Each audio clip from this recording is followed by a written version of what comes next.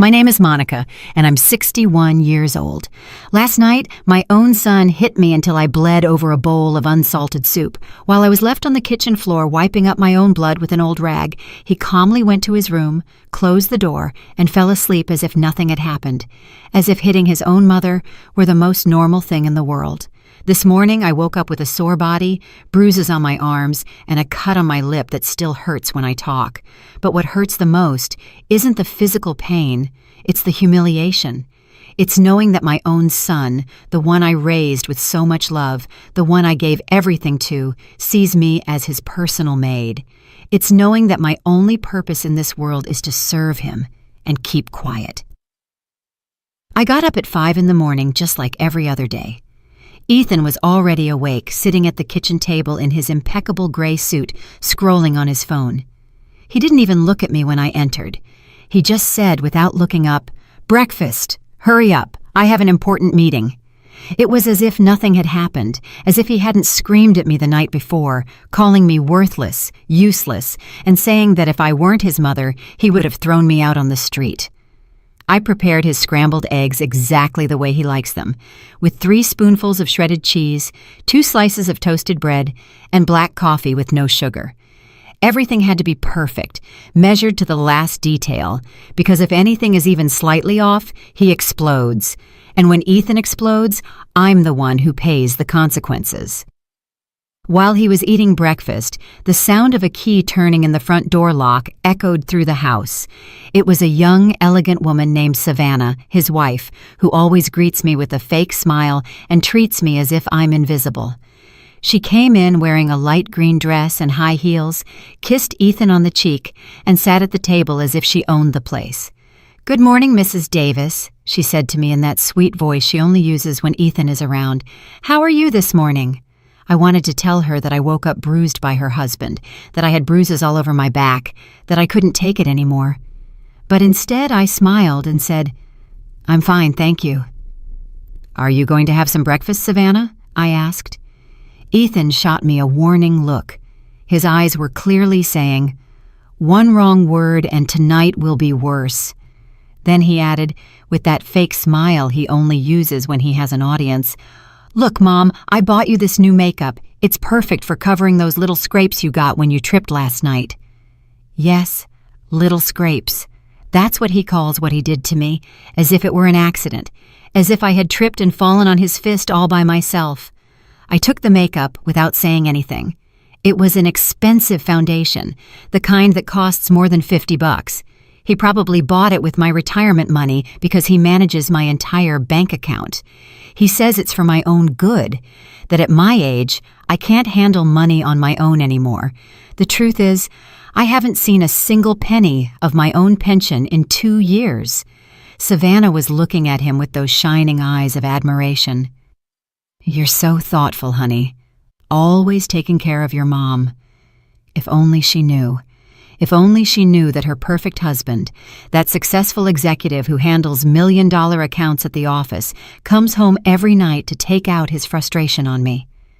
After breakfast, Ethan put on his red tie, grabbed his briefcase, and whispered in my ear while Savannah was touching up her makeup. "Remember what we talked about last night? If you ever open your mouth, if you tell anyone what happens here, you're going to regret it. No one will believe you. You're just a crazy old woman living off her son's charity." His words chilled me to the bone. They left together, holding hands, like the perfect couple they pretend to be. I watched them from the window as they got into Ethan's new car, a black sedan that cost more than $400,000. My money, all of it bought with my money. When the house fell silent, I sat in the kitchen and started to cry. Not tears of sadness, but of rage, of helplessness, because I know I have to do something, but I don't know what. I know I can't keep living like this, but I also don't know how to get out of this nightmare. I sat in that silent kitchen for hours, watching the sunlight slowly make its way across the floor tiles. This house used to be my sanctuary. I bought it 30 years ago with the money I saved working as an executive secretary at the law firm of Sullivan & Associates. 40 years of my life dedicated to that job, getting up at 5 in the morning, always on time, organizing the lives of others. I never imagined I'd end up a prisoner in my own home. It all started 3 years ago when Ethan divorced his first wife. He showed up at my door one night with a suitcase in his hand and that look of a lost boy that always melted my heart. "Mom, I need to stay here for a while, just until I sort out my financial situation." He told me the divorce had left him bankrupt, that he had lost his house, that he had nowhere to live.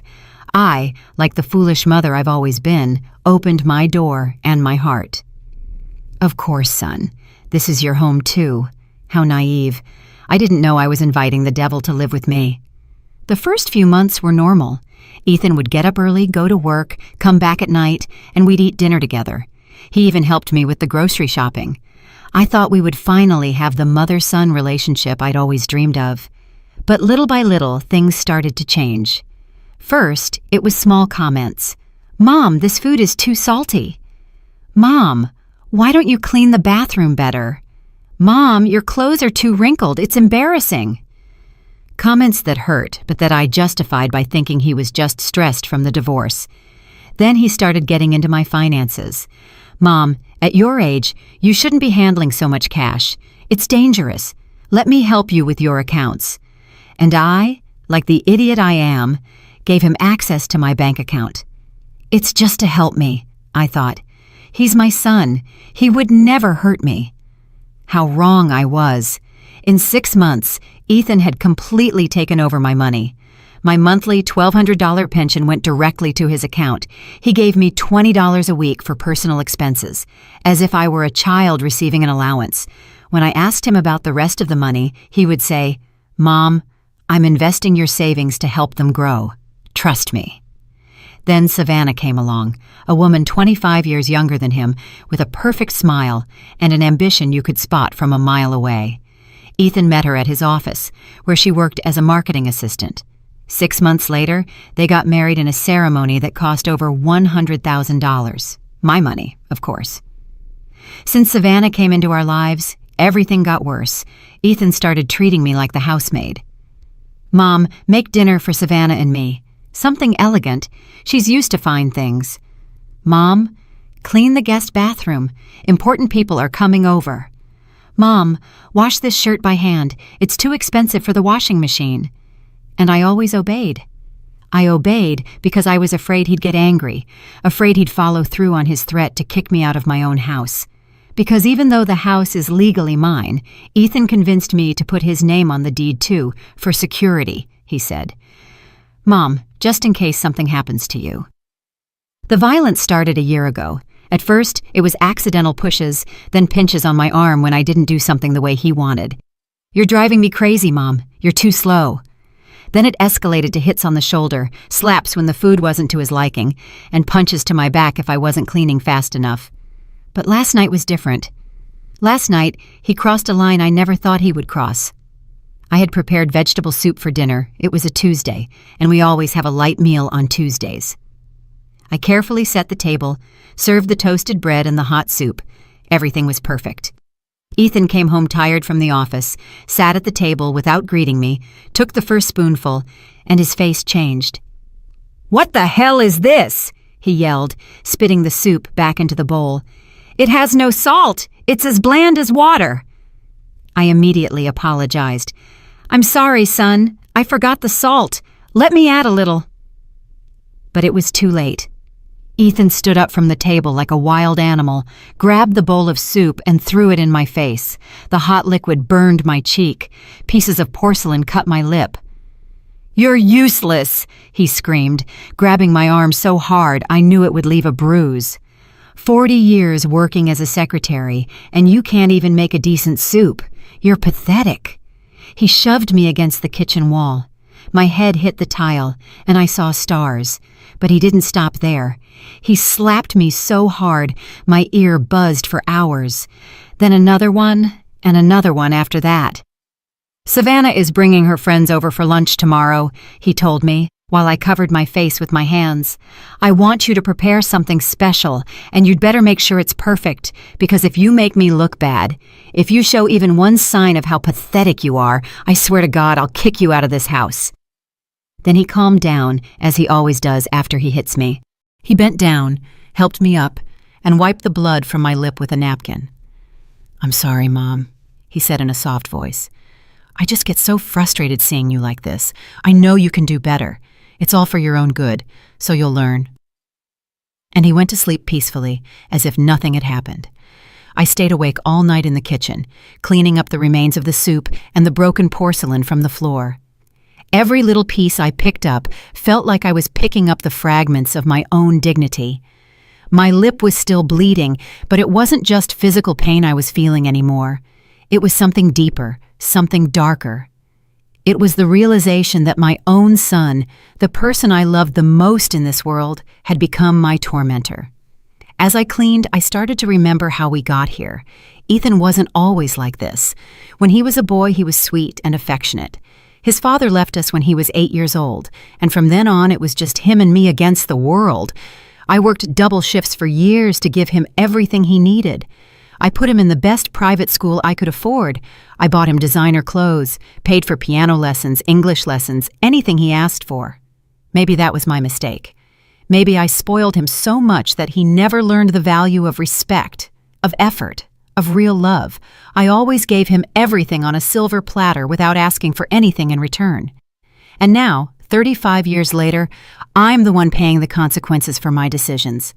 At dawn, I heard his footsteps coming down the stairs. My heart started to beat fast, as it always does when he's near.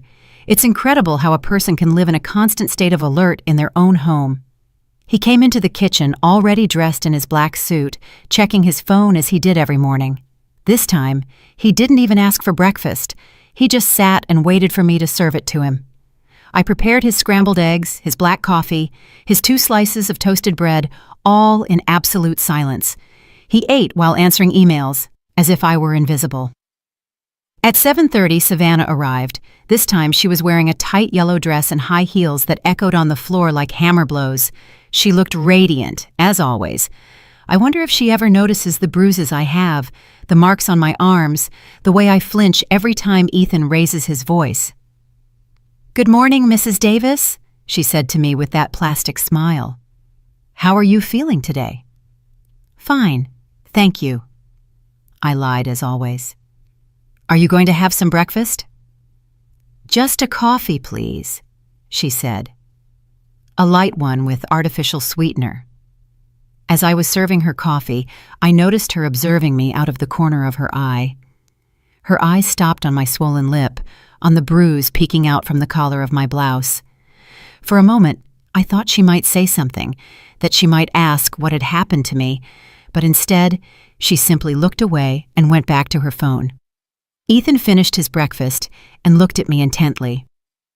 "Remember what I told you last night, Mom? Savannah is bringing 3 of her friends over for lunch. I want you to prepare something special. Seafood pasta, Caesar salad, desserts, and buy some white wine. The good stuff, not that cheap garbage you're used to buying." He gave me 3 $20 bills as if it were a great generosity. $60 to prepare a lunch for 5 people with what he spends on a single shirt. "And one more thing," he added, leaning in to whisper in my ear while Savannah wasn't looking. "Put on that makeup I bought you. Cover those marks well. If any of her friends ask anything strange, if they make any comment about your appearance, you're going to regret it. Do you understand me?" I nodded, feeling my hands tremble slightly. He smiled, kissed my forehead like the perfect son he pretends to be, and they left together. As soon as the door closed, I collapsed into a kitchen chair. $60 for an elaborate lunch. Fresh seafood costs at least $30 a pound. The good wine? Another $20. How am I supposed to work miracles with so little money? But it wasn't just the money that was distressing me. It was the pressure of having to act normal in front of Savannah's friends, of pretending to be the happy mother-in-law of a perfect family, when the reality is that I'm an abused woman in my own home. I looked at myself in the bathroom mirror and hardly recognized myself. My lip was swollen and purple. There was a small cut at the corner of my mouth. My eyes were red and puffy from all the crying. The bruise on my neck looked like a dark stain spreading toward my collarbone. I opened the makeup that Ethan had given me. It was an expensive imported brand of foundation, the kind that elegant women like Savannah use every day. I started applying it carefully, covering every mark, every bruise, every piece of evidence of what really happens in this house. As I put on my makeup, I couldn't help but think about all the times I had done this before. How many mornings I had woken up to hide bruises, to invent excuses about falls and accidents. I tripped on the table, the closet door slipped out of my hand. I fell down the stairs, one lie after another, to protect my son's reputation. I went out to do the shopping with my list in hand and my perfectly made-up face. At the supermarket, I tried to stretch those $60 as far as I could. I bought frozen shrimp instead of fresh prawns, the cheapest brand of wine that wasn't terrible, pasta on sale, every single penny counted. As I waited in line to pay, an older woman approached me. It was Clarice, my next-door neighbor, a widow in her 60s who has always been kind to me. "Hello, Monica," she said with a warm smile. "How are you doing, dear? I haven't seen you in the yard lately." "Hello, Clarice," I said. "I'm fine, thanks. I've just been really busy with stuff around the house." She looked at me intently, and I noticed her eyes linger on my lip despite the makeup.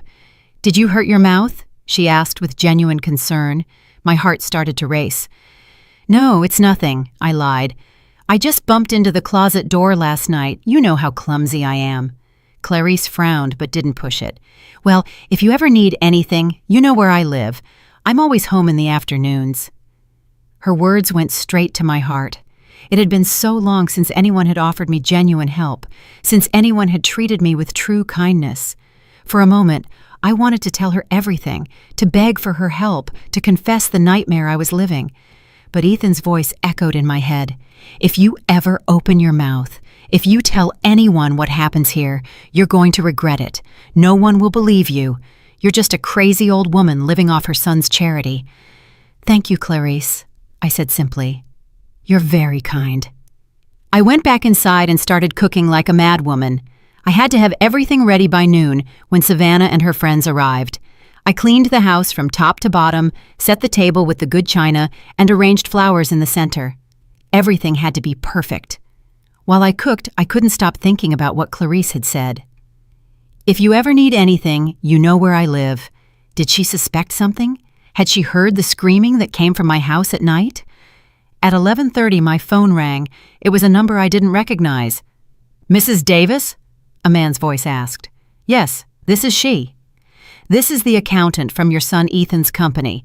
We need to speak with you urgently about some discrepancies in the accounts. Could you come to the office this afternoon?" My heart stopped. Discrepancies. "I don't understand." "I'd rather not discuss this over the phone, Mrs. Davis.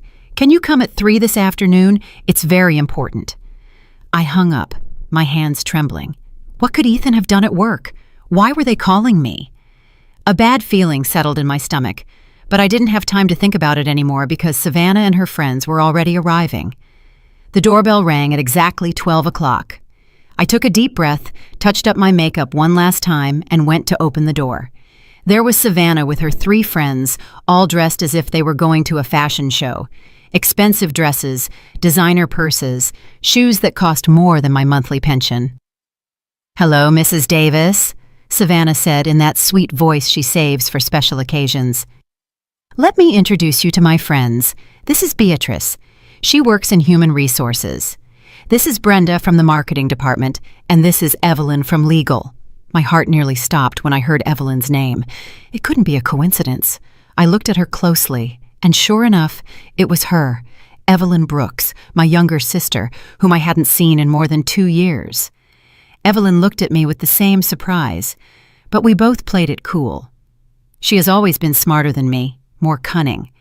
She immediately understood that something strange was going on, especially when she saw my made-up face and my nervous demeanor. "It's a pleasure to meet you, Mrs. Davis," she said to me formally, as if she didn't know me. "Your daughter-in-law has told us so much about you."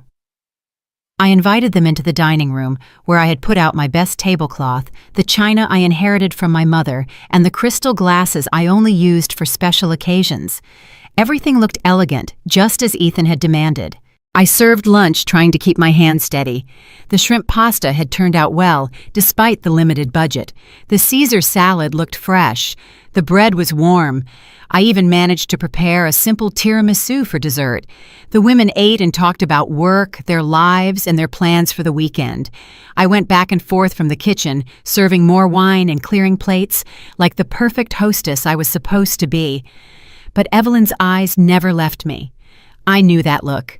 It was the same one she used when we were kids, and she knew I was hiding something. Throughout the meal, she observed me discreetly, studying my every move. "The food is delicious," Beatrice commented. "Did you cook all of this yourself, Mrs. Davis?" "Yes, I love to cook," I replied with a forced smile. "It's a pleasure when it's for such lovely people as yourselves." "How lucky Ethan is to have such a dedicated mother-in-law," Brenda added. "It's hard to find women who are so devoted to the home these days." Savannah smiled proudly. "It's true. Mrs. Davis always takes care of everything. It's like having a housekeeper, but better because she does it with love." Her words stung me like daggers, but I kept my smile. A housekeeper. That's what she thought of me. Not a mother, not a person with rights and dignity, but a free servant. Evelyn cleared her throat. "And what did you do before, Mrs. Davis? Were you always a homemaker?" I paused, feeling a little pride for the first time in a long time. "I worked for 40 years as an executive secretary at the law firm of Sullivan & Associates. I retired 3 years ago." Evelyn's eyes lit up. Sullivan & Associates was one of the most prestigious firms in the city, where she had worked as an intern during her law studies. "How interesting!" she exclaimed. "I know that firm. They have a very good reputation. You must have met a lot of important people in all those years." "I did," I said with a more genuine smile. "I met judges, prosecutors, important lawyers. I even helped with some big cases. Mr. Sullivan always said I was indispensable." Savannah looked uncomfortable with the direction of the conversation. She didn't like me being the center of attention or having my professional accomplishments talked about. She quickly changed the subject. "Well, but now Mrs. Davis is retired and enjoying her well-deserved rest," she said with that fake smile. "Ethan takes care of everything, her finances, her needs. He's such a responsible son."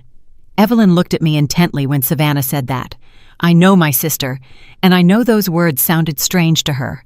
A woman who worked 40 years at an important law firm doesn't need her son to handle her finances. The lunch continued with trivial conversation, but I could feel the tension growing. Evelyn kept watching me, and I knew she had noticed something was off. When I went to the kitchen for the dessert, she followed me. "Do you need any help?" she asked, but she was really looking for a moment to talk to me alone. "No thanks, everything's under control," I replied, avoiding her gaze. "Monica," she said in a low voice, using my real name for the first time that afternoon. "Are you okay? You seem different." For a moment, all my defenses came down. I wanted to hug her, tell her everything, beg her to help me.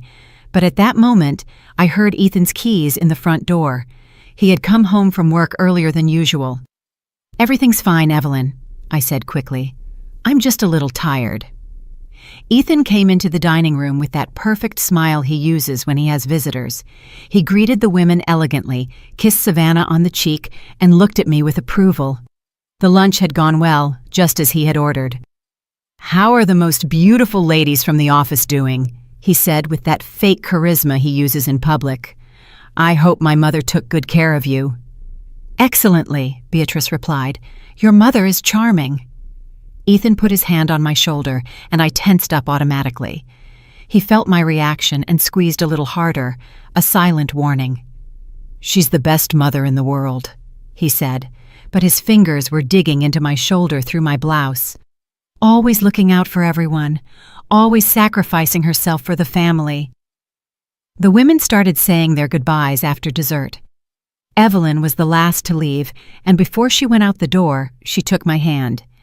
"It was a pleasure to meet you, Mrs. Davis," she said in a loud voice for Ethan to hear, but then she whispered in my ear, "We'll see each other soon." When they were all gone, Ethan closed the door, and his expression changed completely. The mask of the perfect son disappeared, and he was the monster, He always was, again. "You did well," he said to me coldly. "For once, you didn't embarrass me." It wasn't a compliment. It was a confirmation that I had fulfilled my duties as a servant. While I was picking up the dishes and cleaning the dining room, he went to his room to change his clothes. But before he left, he reminded me, "By the way, the technician is coming tomorrow to check your computer. He says you've been browsing some strange websites." My blood ran cold. I didn't have my own computer. I only used his when I needed to. And the only strange things I had looked up lately were websites about domestic abuse, shelters for battered women, and helplines. He knew I had been looking for information. He knew I was considering asking for help. Just then my phone rang. It was the accountant from Ethan's company again. "Mrs. Davis, can you come in at 3 this afternoon? It's urgent." I looked at the clock. It was 2:15. Ethan was in his room, probably taking a nap. It was my chance. "Yes," I said in a low voice. "I'll be there." I grabbed my keys, my purse, and quietly left the house. I didn't know what was waiting for me at that office, but I had a feeling my life was about to change forever. As I walked toward the bus stop, I remembered Evelyn's words, "We'll see each other soon." My sister had noticed something, and for the first time in a long time, I felt a small spark of hope. The office building where Ethan worked was one of those modern downtown skyscrapers, all glass and steel, that commanded respect from the street. I had never been there before. For all these years, my son had kept his work life completely separate from me, as if it were a secret I shouldn't know. I went up to the 18th floor, where the offices for Northern Business Corporation were. The receptionist, a young woman with a professional smile, directed me to the accountant's office. My heart was beating so fast I thought everyone would hear it. "Mrs. Davis!" A man in his 50s with glasses and a formal suit greeted me. "I'm Adrian Castillo, the general accountant for the company. Thank you for coming so quickly." I sat in front of his desk trying to seem calm, although I was trembling inside. His eyes held a seriousness that made me even more nervous. "Ma'am, I need to ask you some questions about your bank account," he began, opening a folder full of documents, specifically about some movements we've detected in the last few months. "I don't understand," I said with a trembling voice. "What does my account have to do with the company?" Adrian looked at me with a mix of pity and concern.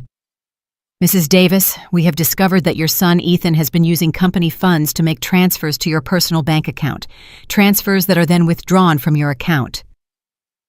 I felt as if I had been hit in the stomach. That can't be true. Ethan is an exemplary employee. He would never do something like that. "I'm afraid he has," Adrian said, showing me a series of documents. "In the last 6 months, he has diverted more than $50,000 of corporate funds. The money first appears in his personal account, but immediately after, it's transferred to the account he shares with you." My world collapsed. $50,000. My son wasn't just physically abusing me, he was using me as an unwitting accomplice in his thefts. "But I didn't know anything," I said desperately. "He manages my entire bank account. I don't authorize any transfers." "We know," Adrian said gently. "That's why I called you before proceeding legally. We need you to file a formal complaint for the misuse of your bank account. It's the only way to clear your name in this matter." I felt nauseous. Not only was I a victim of domestic violence, but now I was also a victim of financial fraud. And worst of all, my own son had turned me into his accomplice without my knowing. "What will happen to Ethan?" I asked, though I already knew the answer. "If you file the complaint, he will be arrested for corporate fund embezzlement and fraudulent use of bank accounts. These are serious crimes that can lead to between 5 and 10 years in prison." I left that office in a state of total shock. I walked the downtown streets for hours with no direction, trying to process all the information. My son was a thief, a criminal, and I had been his tool without my knowing it. When I finally got home, it was 6 in the evening. Ethan was in the living room watching television, as if it were a normal day. When he saw me come in, he looked at me with that expression of superiority he always used. "Where have you been?" he asked in an accusatory tone. "I got home from work and you weren't here. The house was a mess after lunch. For the first time in years, I looked him directly in the eyes without lowering my gaze. I was at your office. His expression changed immediately. The mask of control cracked for a second, and I could see the fear in his eyes. What did you say?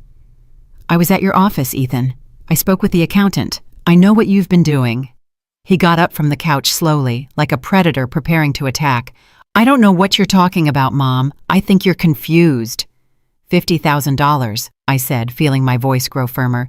$50,000 you've stolen from your company using my bank account. Ethan approached me, and for the first time in a long time, I didn't back away.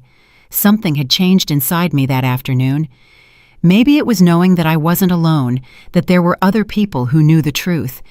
Listen to me, you stupid old woman, he said in a low, threatening voice. You have no idea what you're saying. That money is mine by right. You owe me for everything I've invested in you over these years. The food you eat, the roof over your head, the clothes you wear. With my own money, I replied. My pension, my savings, the money I earned working for 40 years. He grabbed my arm, but this time I didn't stay quiet. Let go of me! I screamed with all the strength I had. He was so surprised by my reaction that he actually let go. For 3 years, I had been his silent victim, and now for the first time, I was screaming at him. You're crazy, he said, but his voice didn't sound so confident anymore. No one will believe you. You're a senile old woman who doesn't even know what she's saying. The accountant believed me, I told him. The documents speak for themselves. The transfers are registered. Everything is documented. Ethan was silent for a few seconds, processing the information. Then his expression hardened even more. If you open your mouth, if you file any kind of complaint, I swear I'll destroy you. He threatened me. This house is also in my name. I can kick you out on the street tomorrow, and without my help, without my money, you'll die alone like a dog. But for the first time, his threats didn't terrify me. There was something different in me, a strength I didn't know I had. I'm not afraid of you anymore, Ethan, I told him, and as I said it, I realized it was true. For the first time in 3 years, I'm not afraid of you. He raised his hand to hit me, but just at that moment, the doorbell rang. It was Clarice, my neighbor. Monica! She was yelling from outside. Monica, is everything all right? I heard screaming. Ethan slowly lowered his hand. He couldn't hit me with a witness nearby. His reputation was too important to him. Go see what she wants, he said through gritted teeth, and you'd better not say anything strange. I went to open the door, my legs trembling. Clarice was there with a worried expression, holding a casserole dish. Hello, dear, she said to me. I brought you some stew I made, but I heard loud voices and got worried. Over her shoulder, I saw there was another woman with her. It was Evelyn, my sister. She had on casual clothes and had her hair tied back, but I recognized her immediately. Hello, Evelyn said, pretending she didn't know me. I'm new to the neighborhood and was just visiting Mrs. Davis. I hope we're not bothering you. Ethan appeared behind me, his fake smile perfectly in place. No problem at all, ladies. My mother was a little worked up because she burned the dinner. You know how older women get about these things. Clarice looked at him with an expression I couldn't decipher.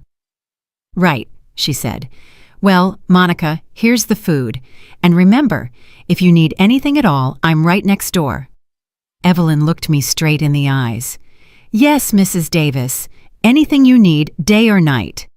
When they left, Ethan slammed the door shut. Damn nosy old women, he muttered. But this isn't over. Tomorrow, we're going to the bank together, and you're going to sign all the papers I tell you to. You're going to retract the complaint you probably already filed, and you're going to say it was all a big misunderstanding. No, I said simply. What do you mean, no? I'm not going to sign anything. I'm not going to retract any complaint, and I'm not going to be an accomplice in your thefts anymore. Ethan looked at me with a rage I had never seen before. It was as if he had finally taken off all his masks and was showing me his true nature. Fine, he said with a calm that scared me more than his shouting. If that's how you want to play, we'll play. But I'm warning you, When I'm done with you, you're going to wish you were never born." I didn't sleep at all that night. Ethan was locked in his room, but I could hear him talking on the phone for hours. I didn't know what he was planning, but I knew I had to be prepared for the worst. At 3 in the morning, I heard a strange noise in the yard. I peeked out the window and saw a figure moving among the bushes. It was Clarice, and she seemed to be setting something up near my window. The next day, I realized what she had done. She had placed a small security camera pointed at my house, hidden among the plants. My neighbor knew something bad was happening and was documenting everything. The next day dawned gray and rainy, as if the weather was reflecting the storm brewing in my life. Ethan got up earlier than usual, at 5 in the morning. I heard him moving around the house, talking on the phone in a low voice, preparing something that had me on edge. When I went down to the kitchen, he was already dressed in his best suit, the black one he wore for the most important meetings. His hair was perfectly combed, his tie impeccable. He looked like the successful executive everyone believed he was, not the monster living under my roof. "Good morning, Mom," he said to me in a voice that was strangely sweet, almost sing-song. "I hope you slept well." That sweetness gave me goosebumps. I knew my son well enough to know that when he was acting nice, it was because he was planning something terrible. "Yes," I lied, serving him his coffee as I did every day. "Good," he said, smiling in a way that didn't reach his eyes, "because today is going to be a very special day. I've been thinking about our conversation from yesterday all night." He sat at the table and began to eat breakfast calmly, as if we were a normal family. But there was something about his attitude that kept me on high alert. "I've decided that you're right," he continued. "Maybe I've been too hard on you. After all, you're my mother, and you deserve respect." His words completely confused me. Ethan admitting he had been wrong, asking for forgiveness. It was so out of character that I immediately knew it was a trap. "That's why," he continued as he spread butter on his toast, "we're going to go to the bank together today. We're going to clear up this whole misunderstanding with my company. You're going to explain that you authorized all the transfers, that you knew exactly what was happening with your money." There it was, the real reason for his fake kindness. "I'm not going to do that, Ethan," I said, trying to keep my voice steady. His smile slowly faded. "Of course you are, Mom, because if you don't, some very unpleasant things are going to happen." "Are you threatening me?" "No, Mom," he said, finishing his coffee. "I'm explaining reality to you. Look around you. This house, this table you have breakfast at, the bed you sleep in, the food you eat. All of this is possible because I allow it. And if I don't allow it anymore—" He left the sentence hanging in the air, but the message was clear. He was going to leave me on the street if I didn't obey. "Also," he added, taking out his phone, "I've been thinking about calling some doctors I know, doctors who specialize in older people with mental problems, like senile dementia. You know, it's very sad when mothers start making up stories, accusing their own sons of terrible things." I felt my blood run cold. Not only was he threatening to kick me out of the house, but to have me declared insane, incompetent, so that no one would believe my testimony. "There are several witnesses who can confirm your deteriorated mental state," he continued with that cold, calculating voice. "Savannah, for example. I just told her yesterday how confused you've been lately. The friends who came to lunch also noticed something strange about you." It was a lie, but he was so convincing that for a moment I doubted my own sanity. That's how his manipulation worked. He made me doubt everything, even my own perception of reality. "So, we're going to the bank at 10, he said, getting up from the table. "You're going to put on your best dress, you're going to get all fixed up, and you're going to smile while you sign all the papers they put in front of you. Understand?" I didn't answer him. I just started collecting the breakfast dishes, trying to buy myself some time to think. "I'm talking to you," he shouted, and all trace of his fake kindness disappeared. Understood, I mumbled, hating myself for being such a coward. Ethan went to his office, but before he left, he warned me, "Don't even think about leaving this house. Don't even think about talking on the phone with anyone." I'll be back at 9:30 to take you to the bank." As soon as the door closed, I collapsed into a kitchen chair and started to cry. Not tears of sadness, but of pure rage. Rage against him, but most of all, rage against myself for letting things get to this point. I stayed that way for a few minutes until I heard a soft knock at the back door. It was Clarice, with an urgent look on her face. "Monica, open up fast," she whispered through the glass. "It's important." I opened the door, and she quickly came in, looking all around to make sure we were alone. "I heard everything," she told me without preamble. "I have the camera set up near your kitchen window. I recorded your whole conversation with your son." My heart started to beat faster. "Everything," she said. "The threats, the blackmail, the way he talked to you. I have evidence that he's forcing you to lie about the stolen money." For the first time in days, I felt a spark of hope. "What can we do with that?" Clarice smiled. "I have a friend who works at the D.A.S office. Her name is Brenda, and she specializes in domestic abuse and financial fraud cases. But I need you to come with me right now." "I can't," I said, feeling fear take over again. "Ethan told me not to leave the house. If he finds out—" "Monica," Clarice said, taking my hands, "listen to me closely. If you go to that bank today and you sign those papers, your son will be free of all charges.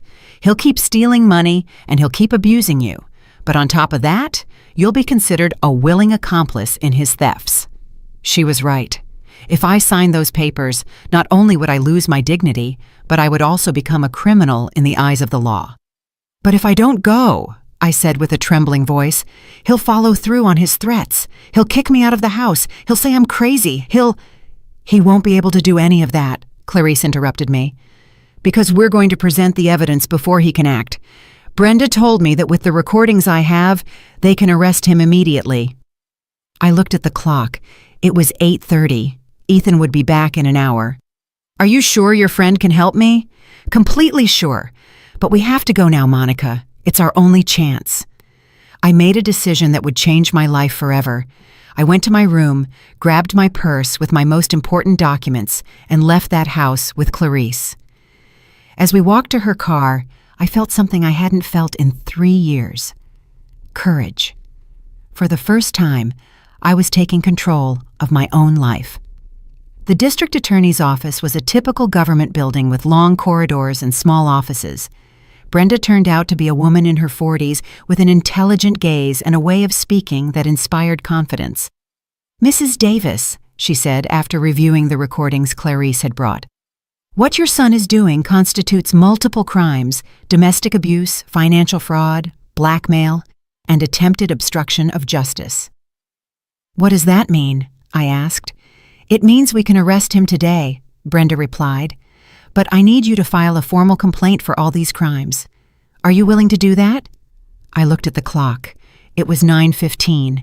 In 15 minutes, Ethan would be arriving home to take me to the bank. When he realized I wasn't there, his rage would be uncontrollable. "Yes," I said, feeling my voice grow firmer. "I'm ready to file the complaint?" Brenda smiled. "Perfect.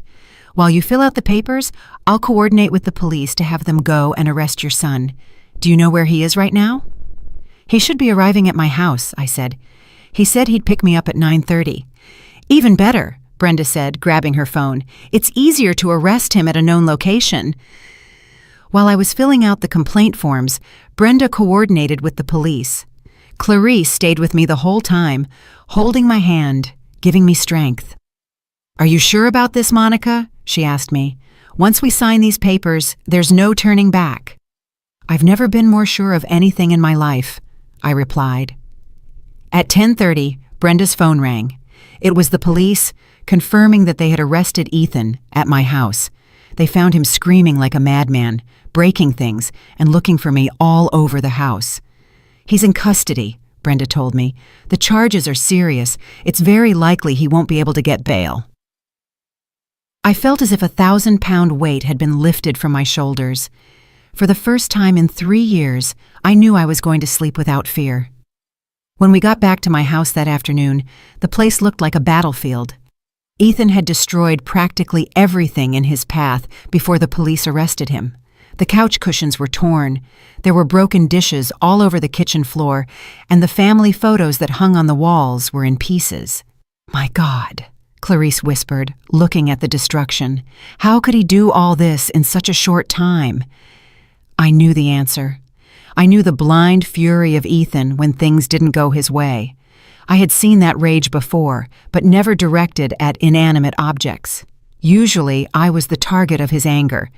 Brenda, who had come with us to document the damage, was taking photos of everything.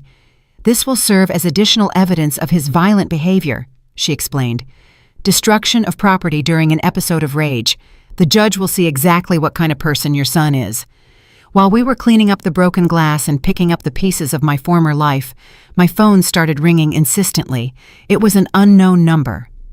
"Don't answer it," Brenda warned me. "It's probably him calling from jail. Let it go to voicemail." Indeed, when I checked the messages, it was Ethan's voice, but it sounded completely different. It was no longer the threatening monster from the morning.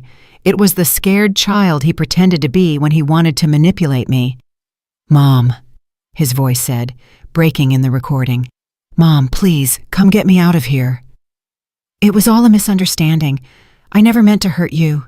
You know I love you. You're the most important thing in my life. Please, Mom, don't let me rot in this jail. I'm your son, your only son." He had left 5 similar messages, each one more desperate than the last. In the last one, he was even crying. "It's part of his manipulation strategy," Brenda explained to me. "First, violence and threats. Now, victimhood and guilt. It's a typical pattern in abusers." Even though I rationally understood what was happening, hearing my son cry broke my heart. For 35 years, he had been my baby, my reason for living. It was hard to separate the monster he had become from the boy he once was. "Are you okay?" Clarice asked, noticing my expression. "It's complicated," I admitted. "I know I did the right thing, but he's still my son." That night, Clarice insisted that I stay at her house. "Your house isn't safe right now," she told me. "Ethan has friends, and maybe even Savannah. Someone might come looking for revenge." She was right. In the voicemails, Ethan had mentioned that Savannah was handling things from the outside. I didn't know exactly what that meant, but I was afraid to find out. Clarice's house was small but cozy. It had a guest room with a twin bed and a small desk. "It was my daughter's room before she got married," she explained. "Now it's yours for as long as you need it." For the first time in 3 years, I went to bed without fear. I didn't have to worry about Ethan's footsteps in the hallway, his late-night screaming, or waking up to punches. It was a strange, almost unsettling feeling. Peace can also be scary when you're not used to it. The next day, Brenda called me early with news. "Ethan's bail hearing is today at 2 in the afternoon," she informed me. "The judge will decide if he can be released from jail while he waits for his trial." "What are the chances he'll be released?" I asked, feeling fear return. "With the evidence we have, very slim, but I need you to come and testify at the hearing. Your testimony will be crucial for the judge to understand the danger he poses." The hearing was in a small courtroom. Ethan was sitting at the defense table, wearing an orange jumpsuit. When he saw me come in, his expression changed completely. He was no longer the repentant child from the voicemails. He was pure, contained rage. Savannah was sitting in the public benches, elegantly dressed as always, but she looked haggard, as if she hadn't slept in days. When our eyes met, I saw something in her eyes that surprised me: shame. The judge was an older man in his 60s with a serious but fair look. He reviewed all the documents before beginning. "Mrs. Davis," he said to me when it was my turn to testify, "tell me in your own words what you have been living through in your home for the last few years." I took a deep breath and began to speak. I told them about the beatings, about the control over my money, about the threats, about the constant humiliation. My voice broke at times, but I kept talking. When I mentioned the $50,000 he stole, I saw Ethan tense up in his seat. His lawyer, a young man in an expensive suit, tried to object constantly, but the judge silenced him. "And what did your son tell you yesterday morning regarding your testimony?" the judge asked. "He threatened to have me declared mentally incompetent if I didn't lie for him." He told me he would kick me out on the street and that I would be left with nothing. The judge reviewed the recordings Clarice had made. He listened to them in their entirety with headphones while the whole courtroom waited in silence. "Mr. Ethan Davis," the judge said when he was done, "the evidence presented shows a clear pattern of domestic abuse, financial fraud, and witness intimidation. Considering the seriousness of the charges and the risk you pose to the victim, your request for bail is denied. You will remain in custody until the date of your trial." Ethan exploded. "This is an injustice," he shouted, standing up. "That crazy old woman is making everything up. I'm a respectable citizen. I have rights." The guards had to hold him as he continued to scream. "You're going to regret this, Mom. When I get out of here, I'm going to make you pay for every day I spend in this jail." His threats echoed throughout the courtroom, confirming exactly what I had testified about his violent character. After the hearing, Savannah approached me in the courthouse hallway. "Mrs. Davis," she said in a trembling voice, "I need to talk to you." Brenda and Clarice tensed up, but I signaled to them that I was okay. "What do you want, Savannah?" I asked her. "I want to apologize," she said, and for the first time since I had known her, her voice sounded genuine. "I knew something wasn't right in that house. I heard screaming. I saw your bruises. I noticed how you flinched every time he raised his voice." "Then why didn't you ever say anything?" I asked.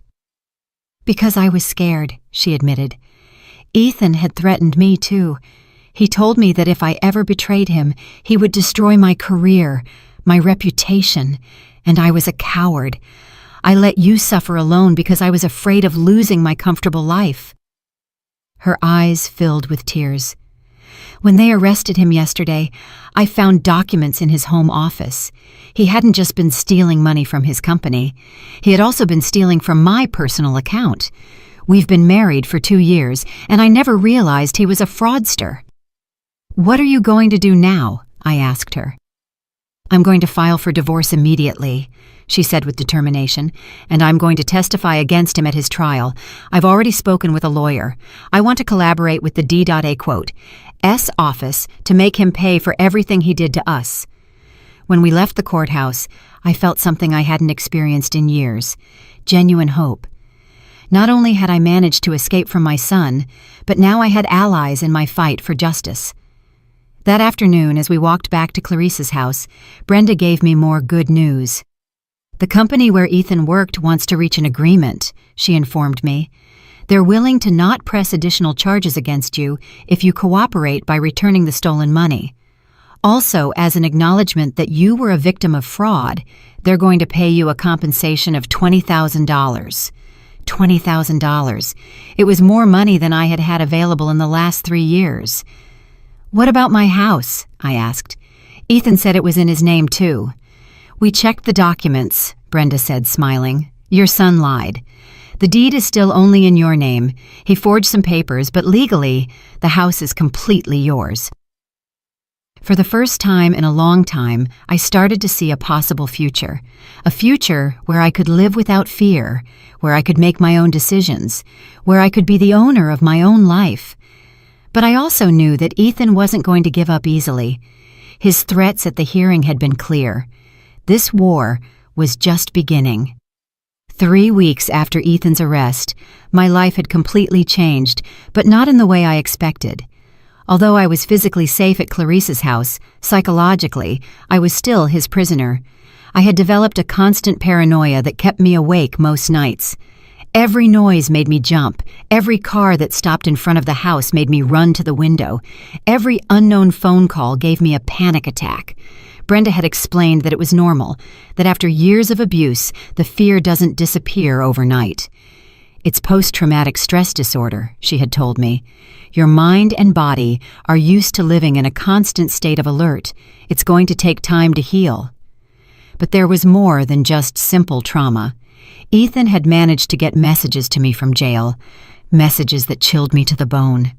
The first one came through a different lawyer, one who wasn't his official representative. It was a handwritten letter in the handwriting I knew so well. "Dear Mom," it said, "I hope you're enjoying your little victory. I hope you feel very brave for betraying me. But I want you to know something. This isn't over. I know things about you that no one else knows. Secrets you kept for 40 years working at that law firm. Things that could ruin not only your reputation, but your freedom." My heart stopped when I read those lines. What secrets? During my 40 years as a secretary at Sullivan & Associates, I had handled confidential information, of course, but I had never done anything illegal. Remember the case of Williams versus the state? Mom, the one from 15 years ago. I found the documents you hid, the ones you altered to help Mr. Sullivan win that multi-million-dollar case. Documents that, if they come to light, could send you to prison for obstruction of justice. My hands started to tremble violently. I vaguely remembered the Williams case. It had been a difficult case where the firm represented a pharmaceutical company accused of concealing fatal side effects of a medication. Mr. Sullivan had asked me to organize some documents to remove certain memos that could hurt his client. I had thought it was normal, that it was part of my job as a secretary. I never fully understood the legal implications of what I had done. But Ethan was right. I had technically altered evidence in a court case. I have copies of everything, Mom. And if you don't drop the charges against me, if you don't come and publicly apologize for your lies, those documents are going to end up in the D.A. quote, S. hands. Imagine the headlines, 61-year-old secretary arrested for complicity in covering up drug deaths. The rest of the letter detailed exactly how he was going to destroy my life if I didn't obey. He had media contacts. He knew journalists who would pay well for a story of judicial corruption. My photo would be in all the newspapers. My name would be forever associated with the scandal. When Clarice found me crying with the letter in my hands, she immediately called Brenda. "This is clear blackmail," Brenda said after reading the letter. "But we need to know if his threats have any basis. What exactly do you remember about the Williams case?" I told her everything I remembered, including the instructions Mr. Sullivan had given me about reorganizing the documents. "Did you know that what you were doing could be illegal?" she asked me. "No," I said honestly. "I was just following orders. Mr. Sullivan told me it was normal procedure to protect client confidentiality." Brenda sighed.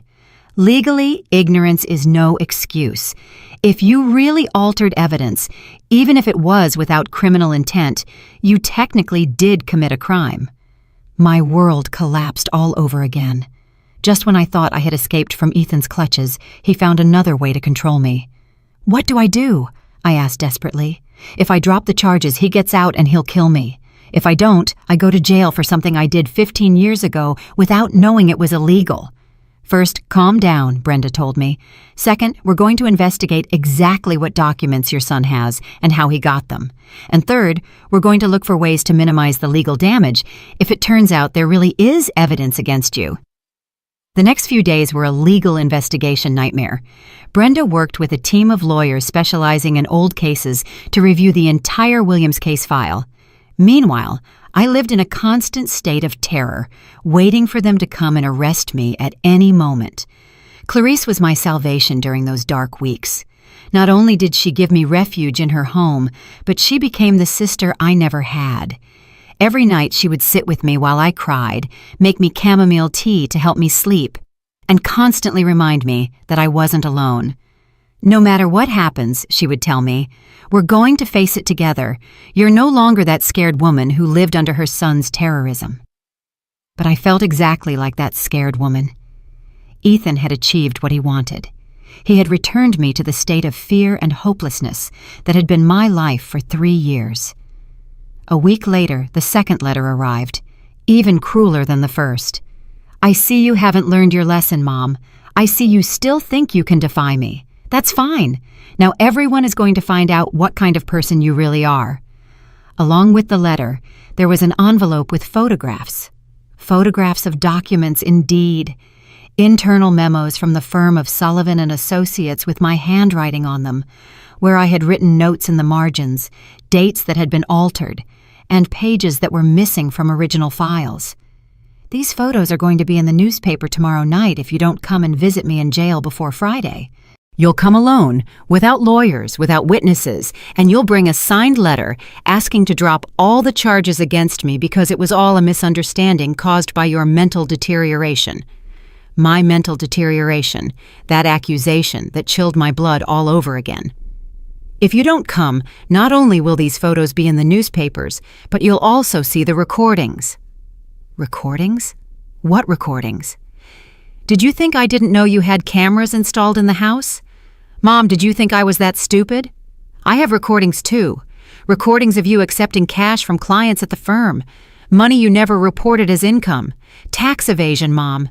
Another 15 years in prison. This time, it wasn't just blackmail. It was all-out psychological warfare. Ethan had been preparing for this situation for months, maybe years. He had collected evidence, planned every move, and anticipated my rebellion. When Brenda read the second letter, her expression became very serious. "Monica, I need you to tell me the complete truth about your time at the firm. Anything you might have done, any irregular situation, any money you received outside of your salary." I told her about the cash Christmas bonuses that Mr. Sullivan gave me every year, money I never declared because I thought they were personal gifts. I told her about the times when grateful clients had given me cash tips for special services, money I also never reported because I didn't know I had to. In total, she asked, "How much money are we talking about over 40 years?" Maybe $1,000, I said with shame. Brenda quickly calculated. With interest and penalties, we'd be looking at a tax debt of about $40,000. But the most serious thing was that it was technically tax evasion. My son had built a perfect trap. If I reported him, he would destroy me with evidence of my own mistakes. If I didn't report him, he would remain free to abuse me and steal money. "There's a third option," Brenda said, after thinking for a long time. "An option neither of you will expect. We get ahead of him.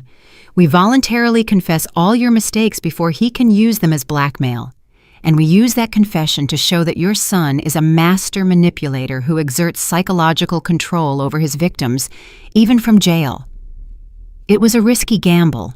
It meant publicly admitting I had committed crimes, facing possible legal consequences, and exposing myself to public humiliation. But it also meant taking away Ethan's main weapon, my secret. "If we do this," Brenda continued, "your son loses all his power over you. He can no longer blackmail you because there's nothing left to hide." I looked out the window at my house, which remained empty and shattered across the street. That house represented my past, my mistakes, my fears, but it also represented my future, my freedom, my chance to start over. "Let's do it," I finally told her. "I'm tired of living in fear. I'm tired of my son controlling my life from a jail cell." Brenda smiled. "Tomorrow we're going to give Ethan the surprise of his life." The day we decided to fight back arrived faster than I expected. Brenda had organized a press conference for 2 p.m, where I would voluntarily confess all my past mistakes before Ethan could use them against me. It was a risky strategy, but it was our only chance to regain control of the situation. That morning, I woke up with a mental clarity I hadn't felt in years. For the first time since Ethan's arrest, I wasn't afraid. I had made a decision that would change my life forever, and strangely, I felt at peace with it. Clarice helped me get ready. I put on my most serious gray dress, the one I used for formal occasions when I worked at the firm. I put on a little bit of makeup, just enough not to look haggard, but without trying to hide who I really was. "Are you sure about this, Monica?" Clarice asked me for the 5th time that morning. "Once you say those words in public, there's no going back." "I'm completely sure," I replied, surprised by the firmness of my own voice. For 3 years, I lived as a prisoner in my own home, out of fear of the consequences. I'm not going to remain a prisoner of my past mistakes. At noon, Brenda called me with unexpected news. "Monica, something extraordinary just happened. Raphael Miller, Ethan's boss at the company, wants to talk to you before the press conference." Raphael was the man who had discovered Ethan's thefts, the same man who had turned ashen when he found out the truth. I didn't understand why he wanted to talk to me. We met in Brenda's office. Raphael was a man in his 50s with gray hair and a presence that commanded respect. When he saw me come in, he immediately rose from his seat. "Mrs. Davis," he said to me in a warm but serious voice. "First, I want to apologize. If I had supervised Ethan better, if I had paid attention to the red flags, maybe we could have prevented you from suffering so much." His words surprised me. "You had no way of knowing what was happening in my house." "Maybe not," Raphael said, sitting down in front of me. "But I did have a way of knowing that something strange was going on with the company's finances. Your son's thefts didn't start 6 months ago. They started 2 years ago." My heart stopped. 2 years. 2 years, Raphael confirmed.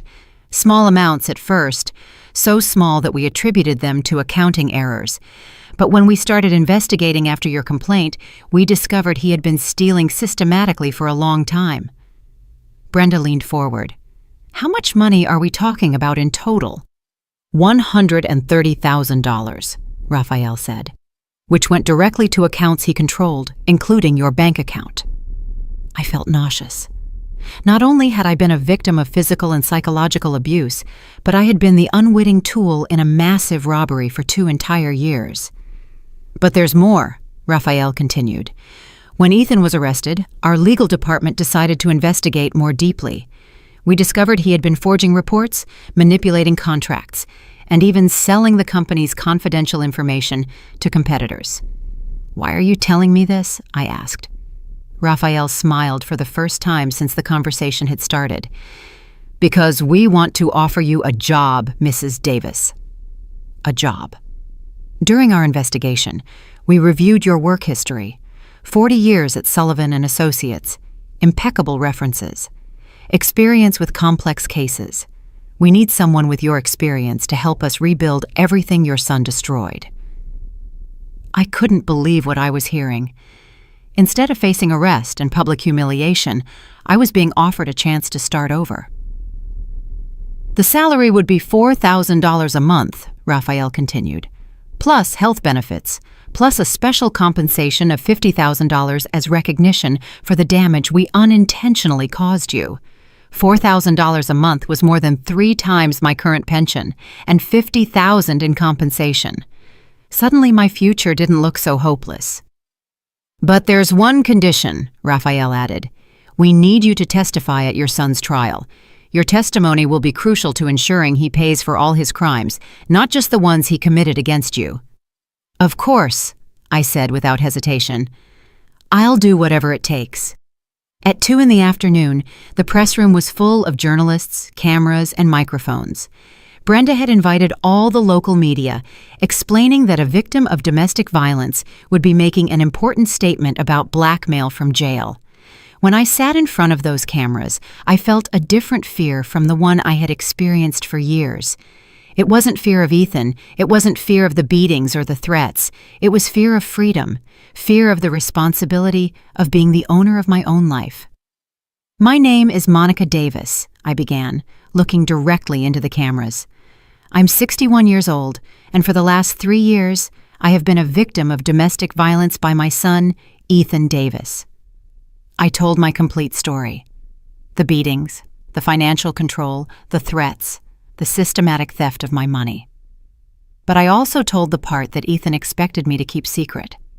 "During my 40 years working as a secretary at the law firm of Sullivan & Associates, I made mistakes," I said, feeling my voice grow firmer with each word.